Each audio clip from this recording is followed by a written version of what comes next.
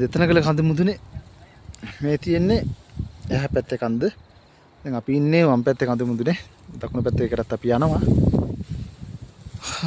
ලස්සන ගස් ටිකක් තියෙනවා. කුරු ගස්. මේ හරියට මල් ගස් වගේ.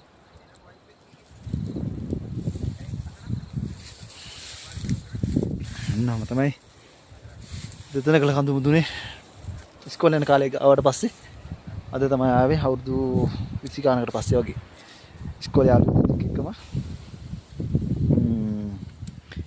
අද ආවා ගොඩක් කාලේ ඉඳන් ප්ලෑන් කර හිටියා යමු කිය වීකෙන්ඩ් එකත් එක්ක දාගෙන තිබ්බා මේ දවස් ටික ගේමු කියලා. ඔන්න එහෙම ආවා. ඇවිල්ලා තියෙන ලස්සන පින්නන්න ඉතින් වීඩියෝ එකක් දානවනේ. මේ තියෙන්නේ සතියේ හාවගල. මේ තියෙන්නේ හාවගල පීක්. මේ පැත්තට තියෙනවා තමයි මෙන්න මෙතන පේනවද නැහැ. කඳු තුනක් තියෙනවා. මේ තියෙන ගොම්මොල්ලිය බලතුඩුව. මෙන්න මේක බලතුඩුව. ඊට කලින් මාසෙ ගියේ බලතුඩු මුදුනේ.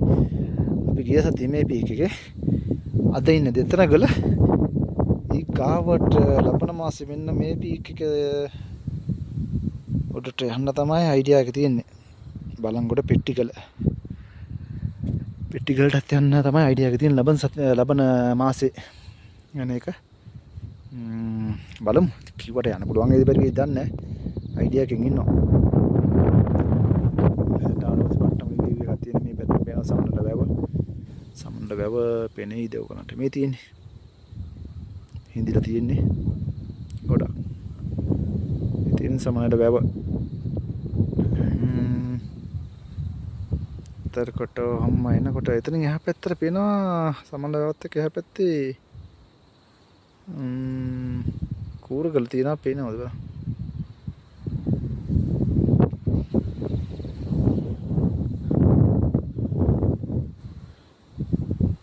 කූරගල තිය පේන්නේ හරියටම.